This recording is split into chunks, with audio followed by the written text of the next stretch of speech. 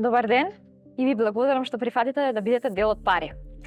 Како лидер на Раде Кончар, што значи за вас учеството на конференцијата Бизнес лидер од аспект на промовирањето на иновациите и развојот на македонската електроиндустрија?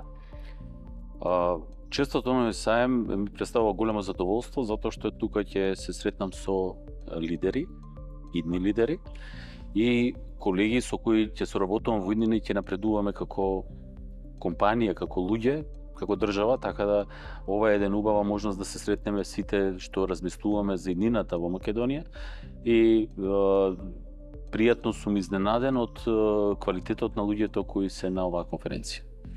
Со оглед на глобалните трендови во дејноста, како Раде Кончар ја обликува својата стратегија за одржив развој и кои чекори ја прават компанијата конкурентна и во регионален контекст?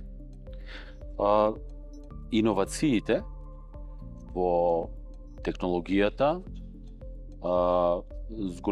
можностите на вработените да се развиваат и развојот нивни во иднина ни е мотив да работиме.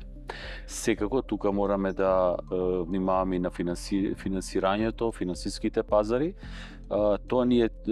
Сето тоа ни е мотив само да бидеме подобри во иднина. Сега, за да бидете подобри, морате, најпрво, кој што кажав, и во тие се две најважни работи, вработените и технологијата. Во вработените морате да инвестирате нонстоп во нивниот развој, во инженерскиот и стручниот кадар, а додека во технологијата морате да ги пратите сите оние трендови што се сега модерни со роботика, вештачка интелигенција и да вложувате многу средства, да се откажете од профити, да се откажете од дивиденти, да се откажете од станови, куќи и коли, само да инвестирате во вашата фабрика, во вашата компанија за да можете да напредувате. Како ги интегрирате новите технологии, да споменавте обновливите извори на енергија и енергетската ефикасност во секојдневните активности на компанијата? Инвестираме многу, значи ние сме компанија која инвестира нон-стоп. Нема година која не сме инвестирале нешто.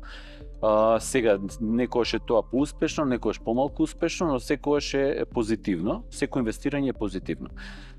Ние инвестиравме многу во изминатиот период, најпрво со енергетската криза која се појави. Пред 3 години инвестиравме во фотоволтаици, значи направивме фабриката да биде скоро независна од електромрежата. До оваа година инвестираме во батериски системи, значи тие веќе се во функција батериските системи. Инвестираме во возила, товарни возила за транспорт на материјал електрични. Купивме веќе, така да ние секојаш нашата можност ја гледаме во инвестициите и во намалувањето на трошоците. Исто така инвестиравме во извештајот, со кој видовме каде грешиме и како да се подобриме.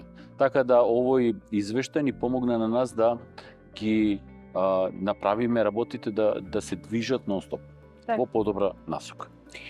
Еве за крај, какви практични совети би им дале на младите предприемачи во електроиндустријата, чии напори се насочени кон создавање на одржлив и конкурентен бизнес? Ако се младите во прашање, тогаш во нивната едукација. Највеќе во нивната едукација, затоа што тие се моторот, идниот мотор на оваа земја, на овие услови на работа и би сакал се повеќе и повеќе да бидат мотивирани да учат, да напредуваат, да бидат подобри луѓе пред се, да бидат постручни луѓе. А сето тоа ќе си дојде потоа за развој нивни и во нивните и на нивните компании. Да имаат лидерски можности за развој, значи да бидат лидери на нивните организации или компании. Благодарам, ми беше чест. Благодарам и на вас што ме поканивте.